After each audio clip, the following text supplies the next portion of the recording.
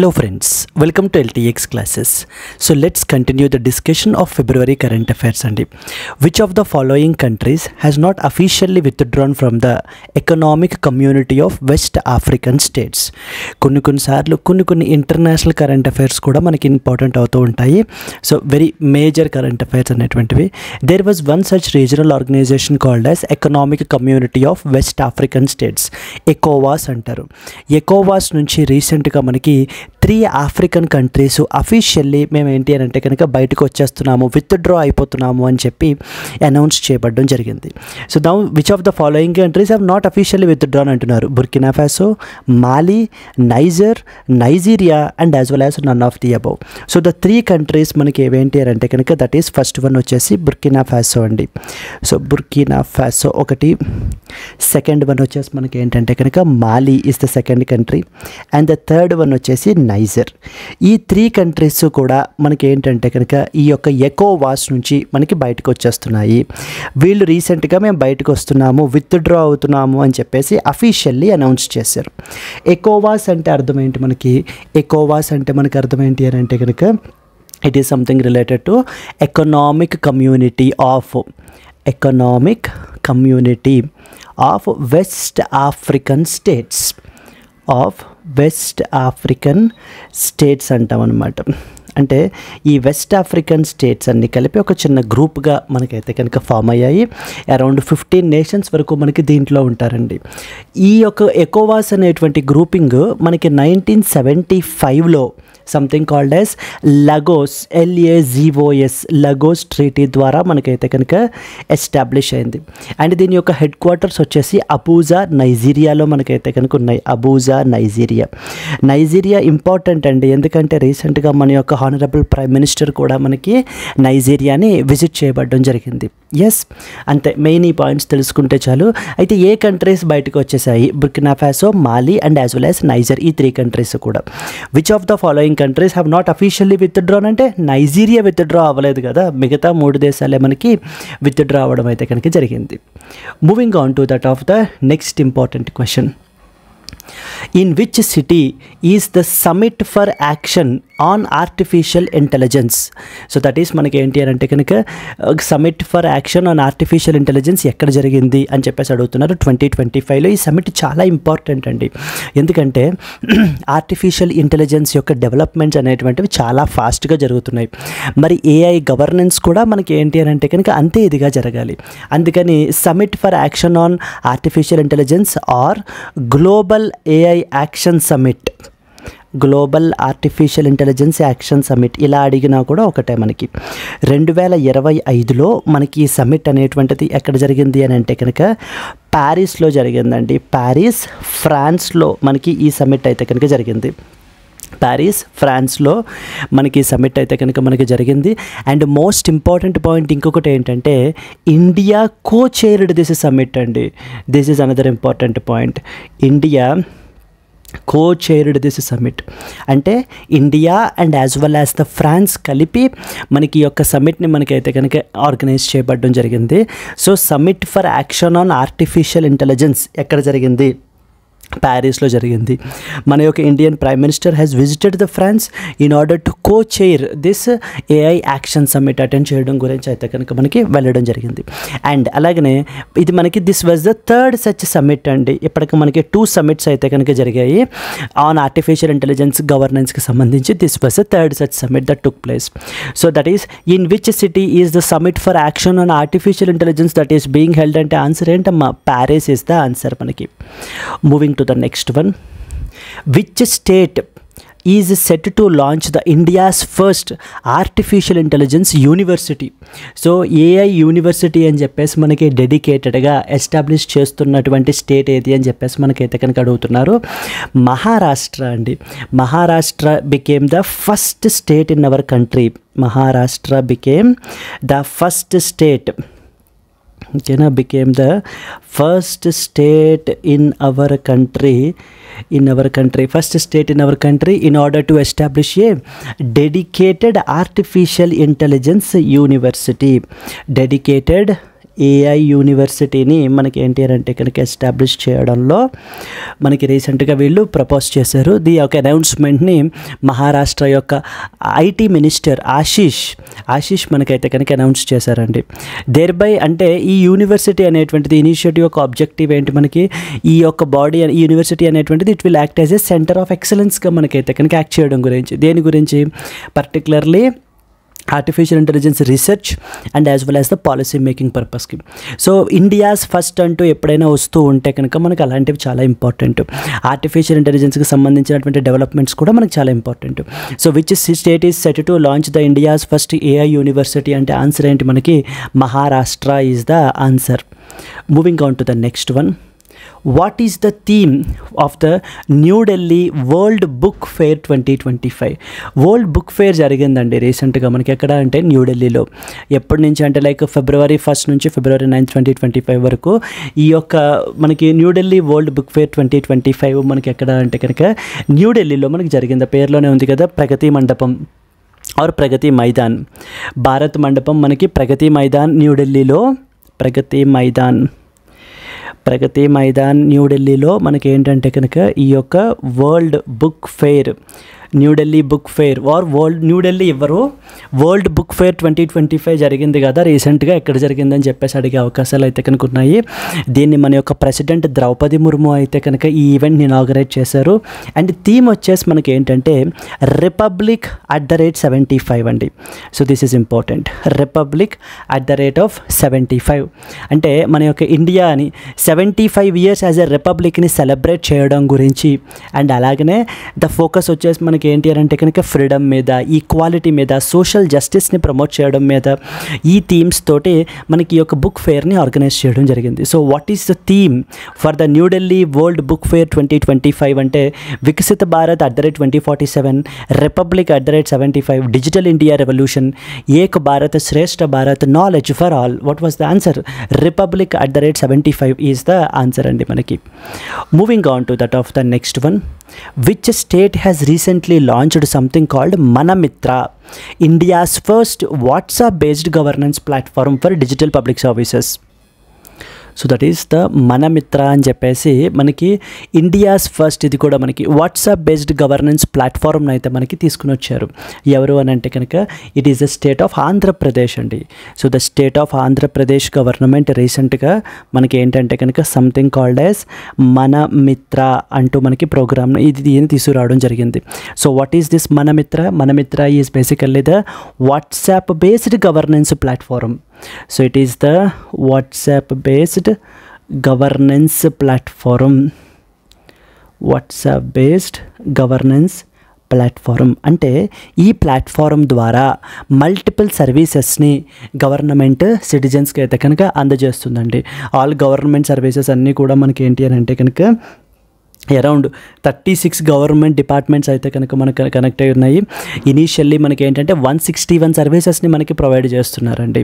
ఓకేనా, అంటే certificates obtain చేయడం కానీ, లేకపోతే ఏదైనా bill payments, other civic services ఏమైనా ఉంటే అవన్నీ కూడా మనకి ఏంటంటే కనుక దీని ద్వారానే జస్ట్ సింప్లీ హాయ్ అని మెసేజ్ పెడితే మనకి ఏంటి అని అంటే కనుక దీనికి దాని ద్వారా మనకి ఏంటంటే ఈ సర్వీసెస్ అన్నీ కూడా మనం అవైల్ చేసుకోవచ్చు.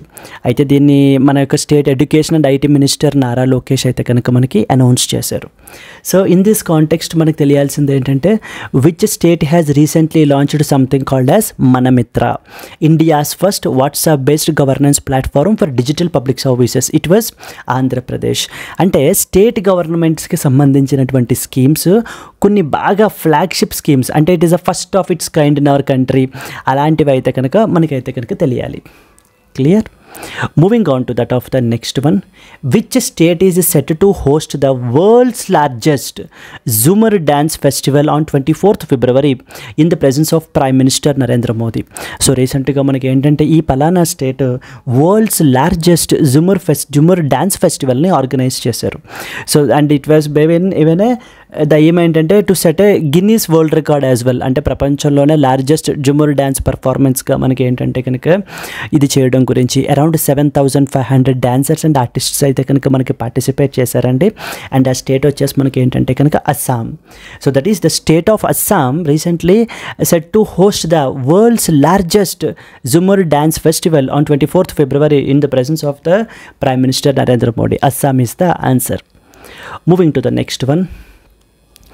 Which state has recently introduced India's first, మళ్ళీ చూడండి, India's first Global Capability Center GCC Policy 2025? ఏ స్టేట్ వాళ్ళు రీసెంట్గా మనకి యొక్క GCC పాలసీ అని చెప్పేసి మనకైతే కనుక తీసుకుని వచ్చారు అని అంటే కనుక it was the state of Madhya Pradesh. State of Madhya Pradesh. ఇందాక మనం చూసింది మన మిత్ర, దట్ ఈజ్ ఆంధ్రప్రదేశ్. మనకి ఏంటంటే కనుక the first of its kind initiative మనకి తీసుకుని వచ్చారు కంట్రీలోనే, governance, WhatsApp based governance provide చేయడం గురించి. ఇది వచ్చేసి ఏంటి, India's first global capability centre పాలసీని అయితే మనకి తీసుకుని వచ్చారు. So that is Madhya Pradesh recently became the first state in order to global capability center policy 2025. So that is the global capability center policy 2025ని మనకైతే కనుక తీసుకుని రావడం అయితే కనుక జరిగిందండి. అంటే దీని ఆబ్జెక్టివ్ ఏంటంటే innovation and as well as కొలాబరేషన్ని పెంచడానికి. So to make the Madhya Pradesh as a global hub for innovation and as well as the collaboration. కొలాబరేషన్కి మనకి ఏంటంటే కనుక ఇది పెంచడం గురించి. సో దీంట్లో మనకి ఏంటంటే కనుక డిఫరెంట్ ఇన్సెంటివ్స్ అనేటువంటివి మనకి ప్రొవైడ్ చేస్తారు. మెయిన్ సెక్టార్స్ వచ్చేసి లైక్ ఐటీ సెక్టార్ కానీ, finance sector, engineering sector, cyber security, వీటి మీద మనకి ఏంటి అని అంటే ఫోకస్ అనేటువంటిది మనకు ఉంటుందండి. సో దేర్ ఫోర్ మనకి which state has recently introduced the India's first global capability centre policy 2025 అంటే ఆన్సర్ ఏంటి, Madhya Pradesh is the answer. Next important one. Which state has recently launched the program called N-Proud అని చెప్పేసి ఎవరు launch చేశారు? That is known as new programme for removal of unused drugs initiative. So that is N-Proud అని చెప్పేసి మనకి ఏ state వాళ్ళు మనకైతే తీసుకుని వచ్చారు అని చెప్పేసి మనకు అడుగుతున్నారు. ఈ యొక్క ఇనిషియేటివ్ని మనకి కేరళ హెల్త్ డిపార్ట్మెంట్ వాళ్ళు తీసుకుని వచ్చారండి. The initiative was brought by the Kerala's health department వాళ్ళు ఈ యొక్క N-Proud అంటూ మనకి ఇనిషియేటివ్ తీసుకుని వచ్చారు. What is this N-Proud initiative అంటే ద పేరులోనే ఉంది కదా, new programme for removal of unused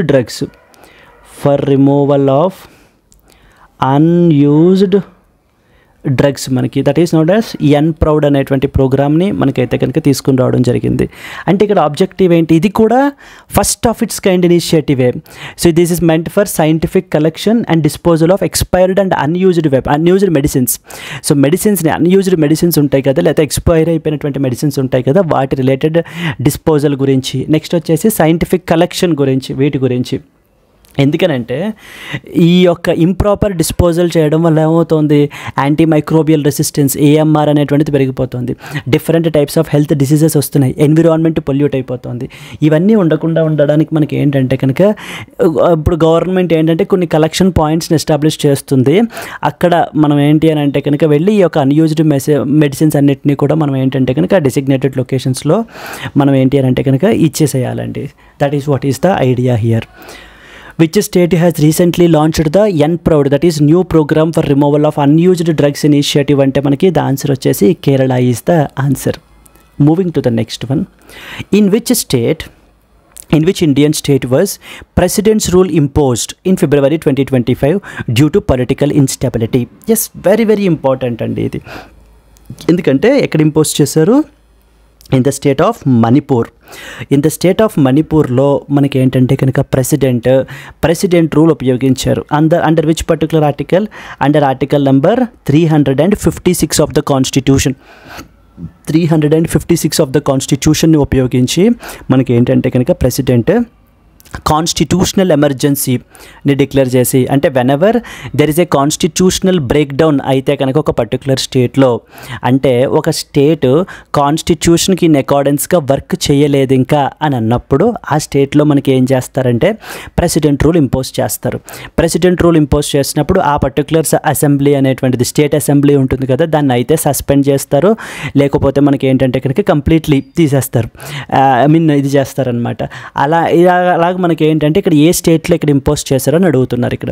in which Indian state was presidents rule imposed అంటే కనుక సో ద ఆన్సర్ వచ్చేసి మణిపూర్ అండి. ఇంకా జనరల్లీ గ్రూప్ ఎగ్జామ్స్కి ప్రిపేర్ అయ్యేటువంటి వాళ్ళకైతే తెలియాలి, అంటే డిఫరెంట్ టైప్స్ ఆఫ్ ఎమర్జెన్సీస్ ఏమేమి ఉంటాయి, like national emergency, state emergency, financial emergency అని చెప్పేసి. But for us, so it is sufficient for us that in the state of Manipur recently it was imposed and it will be imposed by the president of India under article number 356 of the constitution అనేటువంటిది మనకి తెలిస్తే సరిపోతుంది. Okay, moving on to the next one. R. Subramanya Kumar has been reappointed as MD and as well as CEO of which bank for a term of 3 years starting June 23, 2025? Yes, R. Subramanya Kumar has been reappointed as the MD and as well as CEO of the which bank అంటే RBL bank అండి. RBL బ్యాంక్కి రీసెంట్గా మనకి ఏంటి అని అంటే కనుక so ఈ యొక్క ఆర్ సుబ్రహ్మణ్య కుమార్ని again MD and as well as CEOగా మనకైతే కనుక రీఅపాయింట్ చేశారు. So for a tenure of 3 years.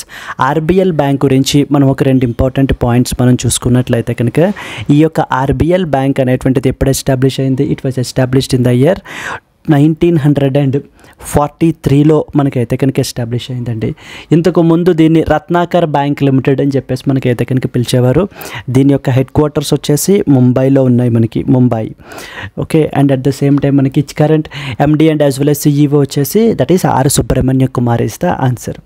So R Subrahmanya Kumar has been appointed as MD and as well as CEO of the which particular bank for a tenure of 3 years అంటే it was RBL bank is the answer. Next important one, Gyanesh Kumar. Gyanesh Kumar has recently been appointed as the India's next dash Cabinet Secretary, Comptroller and Auditor General, Chief Vigilance Commissioner, Chief Election Commissioner and Attorney General of India. ఈ current affair important అండి, ఎందుకంటే చాలా controversy జరిగిందనమాట మనకి ఈ యొక్క appointment విషయంలో.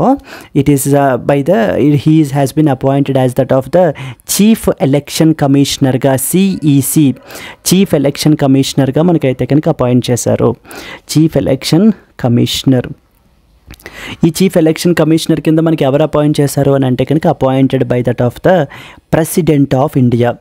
President of India మనకి అపాయింట్ చేయబడడం జరిగింది upon the recommendations of a 3-member committee. ఒక 3-member కమిటీ అయితే కనుక ఉంది మనకి. సో ఆ 3-member కమిటీ మనకి ప్రెసిడెంట్ ఆఫ్ ఇండియాకి రికమెండ్ చేస్తే, సో ప్రెసిడెంట్ ఆఫ్ ఇండియా మనకి సో ఈయన్ని నెక్స్ట్ చీఫ్ ఎలక్షన్ కమిషనర్గా మనకైతే అపాయింట్ చేశారు. సో దట్ ఈస్ మనకి ఎవరెవరు 3-member కమిటీ. ఫస్ట్ వన్ వచ్చేసి prime minister Narendra Modi is one of the member here. Second one వచ్చేసి union cabinet minister, that is nominated by that of the prime minister. So that is Amit Shah has been nominated. And the third one వచ్చేసి LOP, leader of opposition. So leader of opposition వచ్చేసి మనకి ఏంటి అని అంటే కనుక these 3 people ని మనకైతే కనుక ఈ 3 people కమిటీ ప్రెసిడెంట్ ఆఫ్ ఇండియాకి రికమెండ్ చేశారు. President of India chief election కమిషనర్ని అపాయింట్ చేశారు. ఎలక్షన్ కమిషన్ ఆఫ్ ఇండియా అనేటువంటిది కాన్స్టిట్యూషనల్ బాడీ అండి. It was the constitutional body under which particular article మనకి అపాయింట్మెంట్స్ అన్నీ జరిగాయి, like under article number 324 of the constitution. Election commission of India is a 3-member body. Election Commission of India is a 3-member body.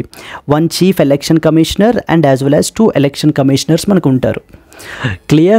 Now coming to this, Gyanesh Kumar has recently been appointed as the India's next is Chief Election Commissioner is the answer. Moving on to that of the next one. Ministry of Statistics and Program Implementation has recently signed a MOU with which institute under the Data Innovation Lab Initiative, under something called Data Innovation Lab Initiative underlo మనకి ministry of statistics and programme implementation మనకి ఎవరితోటి MOU అయితే కనుక sign చేసుకుంది అని చెప్పేసి మనకైతే కనుక అడుగుతున్నారు. So that is so that is మనకి ఏంటంటే, let me write here, ministry of statistics and programme implementation రీసెంట్గా సో మనకి IIIT, so that is IIIT మనకి ఏంటి అని అంటే కనుక ఢిల్లీ తోటి మనకి ఈ యొక్క MOU అయితే కనుక సైన్ చేసుకోబడడం జరిగింది. సో ద ఆబ్జెక్టివ్ ఏంటి అని అంటే కనుక this partnership has been under something called as data innovation lab initiative అండర్లో చేసుకున్నారు. డేటా ఇన్నోవేషన్ ల్యాబ్ ఇనిషియేటివ్ అండర్లో మనకి MOU అయితే కనుక మనకి సైన్ చేసుకోబడడం జరిగింది. ఎందుకని MOU? ఎందుకనంటే మన యొక్క నేషనల్ స్టాటిస్టికల్ సిస్టమ్ని ఇంకా ఫర్దర్గా మోడర్నైజ్ చేయాలి, అండ్ అలాగనే మనకి ఏంటంటే కనుక మోర్ టెక్నాలజీని ఇంటిగ్రేట్ చేయాలి అనేటువంటి ఉద్దేశంతో ministry of statistics and programme implementation వాళ్ళు సో IIIT ఢిల్లీ వాళ్ళతోటి MOU సైన్ చేసుకున్నారు under something called as data innovation lab initiative అండి. So coming to this, the ministry of statistics and program implementation recently signed an MOU with which institute under the data innovation lab initiative అని అడుగుతున్నారు. That is మనకి answer వచ్చేసి ఏంటి మనకి, so IIIT Delhi is the answer. Moving to the next one.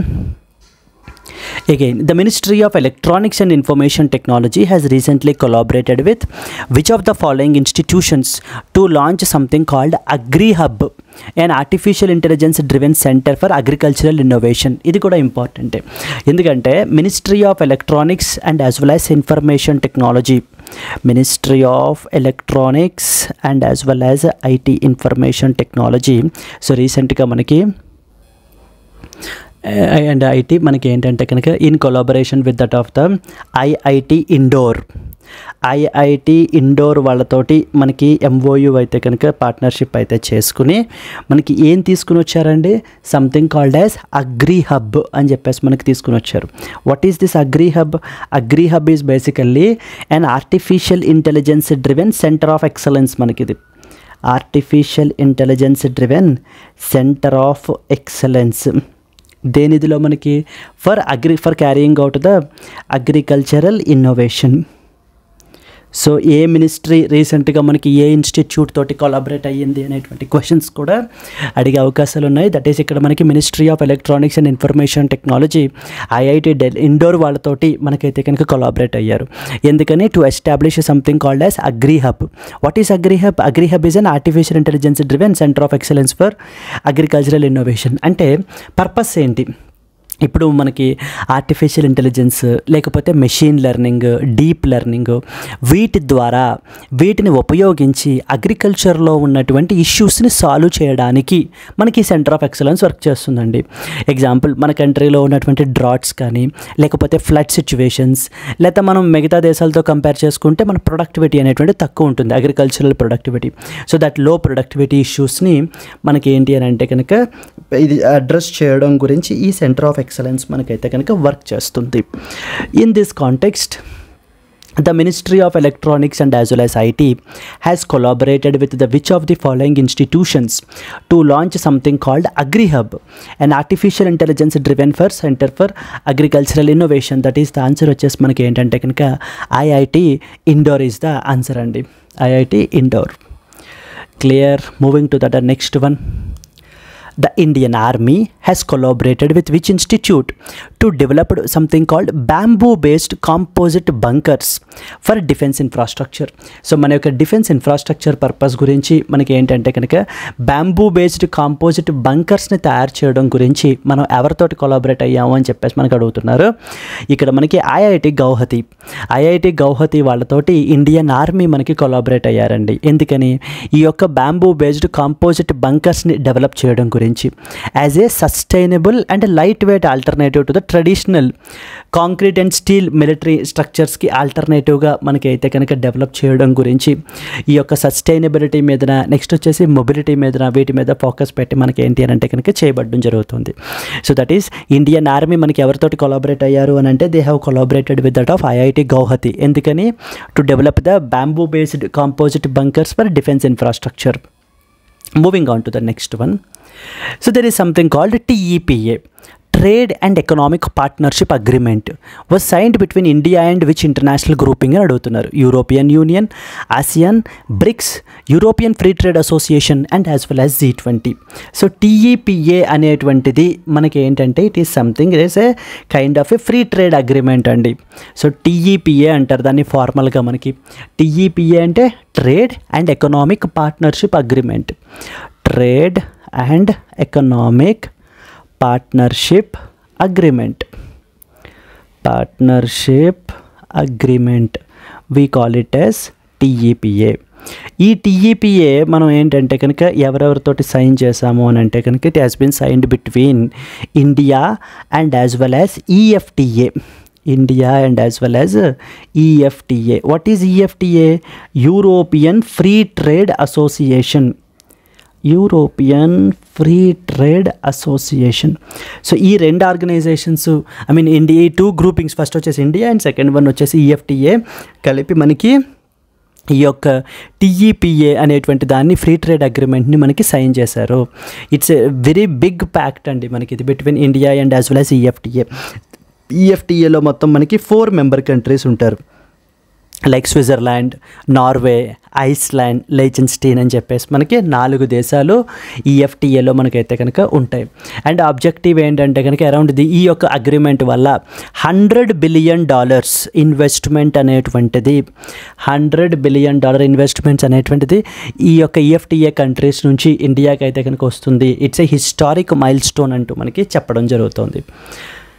That is, the Trade and Economic Partnership Agreement was recently signed between India and which international grouping అంటే answer వచ్చేసి ఏంటి మనకి India and EFTA, European free trade association is the answer మనకి.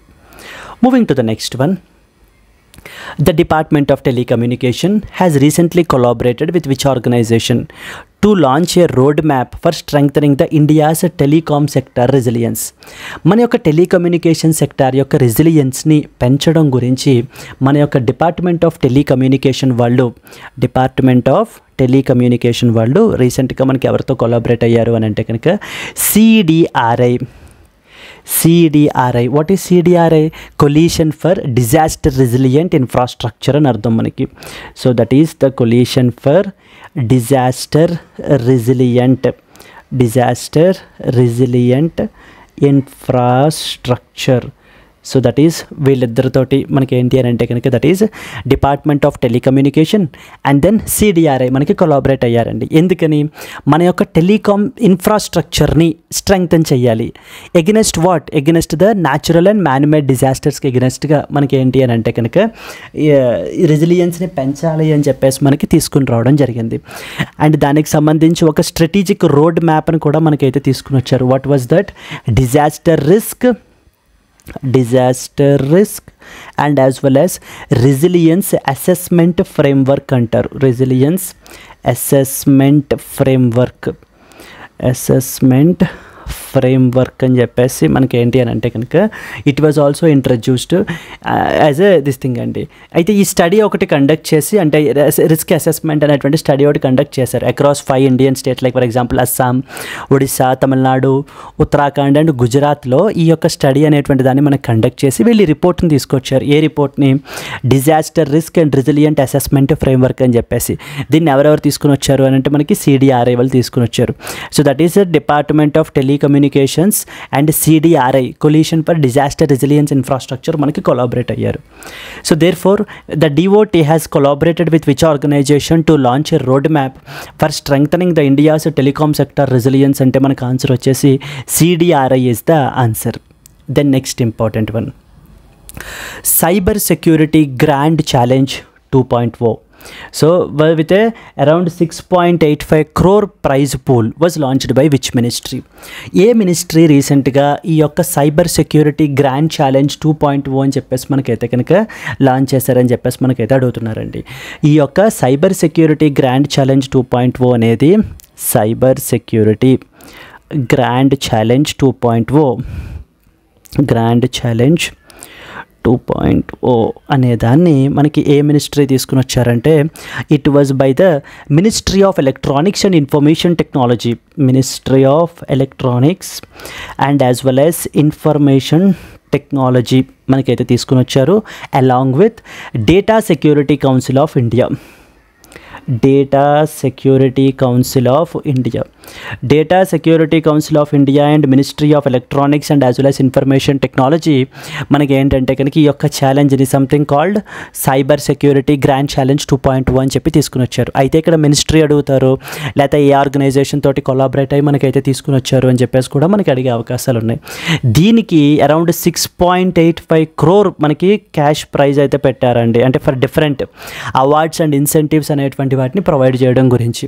At the end of the day ఏంటి objective ఏంటి, cyber security ఇన్నోవేషన్ని పెంచడానికి, in order to promote the cyber security ఇన్నోవేషన్ని మన కంట్రీలో మనకి పెంచడానికి దీన్ని మనకైతే కనుక తీసుకుని వచ్చారు.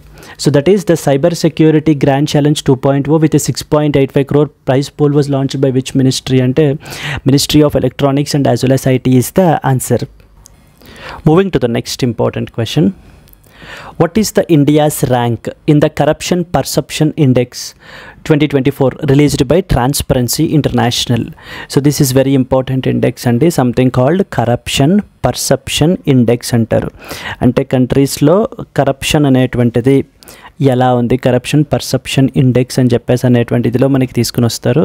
సో దీన్ని ఎవరు కంపైల్ చేస్తారు, సంథింగ్ కాల్డ్ ట్రాన్స్పరెన్సీ ఇంటర్నేషనల్ అనే ఒక ఇంటర్నేషనల్ ఆర్గనైజేషన్, ట్రాన్స్పరెన్సీ ఇంటర్నేషనల్ వాళ్ళు మనకైతే కంపైల్ చేయడం జరుగుతుంది. Then what was the latest 2024 rank ఏంటి అని అడిగే అవకాశాలు ఉన్నాయి. It was, so we scored around 96th rank అండి out of 180 countries. Out of 180 కంట్రీస్లో మనకి ఏంటి అంటే 96th ర్యాంక్ అయితే వచ్చింది. అండ్ టాప్ ర్యాంక్స్ అడుగుతారు, అంటే least corrupt, nothing but least corrupt countries ఏవేంటి అని అంటే కనుక, so we have something called, first one వచ్చేసి మనకి డెన్మార్క్, ఫస్ట్ పొజిషన్లో డెన్మార్క్ అయితే ఉంది, సెకండ్ పొజిషన్లో ఫిన్లాండ్ ఉంది, and the third position Singapore. Second position is Finland and the third position is Singapore. These are the 3 countries manaki. So what is the India's rank in the Corruption Perception Index 2024 which is released by Transparency International? And answer vachesi 96th position is the answer. Moving to the next one. The Logistics Performance Index 2023 is published by which organization? So Logistics Performance Index చాలా important, ఎందుకంటే logistics performance index అనేటువంటి రిపోర్ట్ని మనకి world bank publish చేస్తుంది. This particular index is published by that of the world bank మనకి publish చేస్తుంది. World bank other important report కూడా publish చేస్తుంది, something called world development report. అది కూడా ఎవరు పబ్లిష్ చేస్తారు అని అంటే that is also published by that of the world bank it self. అంటే ఈ యొక్క మనకి ఏంటంటే ఇండెక్స్ యొక్క ఆబ్జెక్టివ్ ఏంటంటే కనుక లాజిస్టిక్స్ పర్ఫార్మెన్స్ని మెజర్ చేస్తారు. అంటే ఏ విధంగా మనకి షిప్మెంట్స్కి ఎంత టైం పడుతుంది, నెక్స్ట్ వచ్చేసి customs efficiency of the customs ఎలా ఉంది, బార్డర్ మేనేజ్మెంట్ ఎలా ఉంది అంటూ డిఫరెంట్ ఆస్పెక్ట్స్ అన్నీ కూడా కన్సిడర్ చేసి మనకి ర్యాంకింగ్ అనేటువంటిది ప్రొవైడ్ చేస్తారు. So Logistics Performance Index was published by which particular organization? అంటే మనకి ఆన్సర్ వచ్చేసి world bank is the answer అండి. Moving on to the next one. Which state has topped the Local Governance Health Index 2024 as per the Panchayat Devolution Index? As per the Panchayat Devolution Index మనకి ఏంటి అని అంటే కనుక it was the Karnataka వచ్చేసి మనకి ఏంటి అని అంటే కనుక టాప్ పొజిషన్లో మనకైతే ఉంది. ఈ యొక్క ఇండెక్స్ని రీసెంట్గా మనకి Indian institute of public administration మనకైతే కనుక రిలీజ్ చేయబడడం జరిగింది. So that is which state topped the local governance health index 2024 as per the Panchayat devolution index అంటే మనకి ఆన్సర్ వచ్చేసి కర్ణాటక ఈజ్ ద ఆన్సర్ అండి. So clear, this is the another important thing. And మనకి ఏంటంటే కనుక డిఫరెంట్ పారామీటర్స్, ఏ parameters మీదన ఈ ranking అనేటువంటిది ఇచ్చారు అని అంటే ఫర్ ఎగ్జాంపుల్ ఫస్ట్ వన్ వచ్చేసి ఫ్రేమ్ వర్క్, సెకండ్ వన్ వచ్చేసి ఆ స్టేట్ యొక్క finances, then functions, then we have functionaries అంటారు, then we have capacity enhancement, and finally the last one వచ్చేసి accountability. ఈ పారామీటర్స్ని ఆధారంగా చేసుకుని మనకి ర్యాంకింగ్ అనేటువంటిది ప్రొవైడ్ చేయబడడం జరిగింది. అండ్ ఈ యొక్క local governance health index 2024 as per the panchayat revolution index ఏ స్టేట్ టాప్ అంటే మనకి కర్ణాటక వచ్చేసి టాప్ పొజిషన్లో ఉంది. Clear? Let's meet again in the next session అండి. Until then happy learning.